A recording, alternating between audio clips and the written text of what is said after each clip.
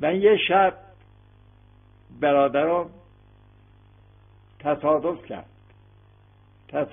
کرد و معذور دلتنگی اومدم برن کردم ساز زدن.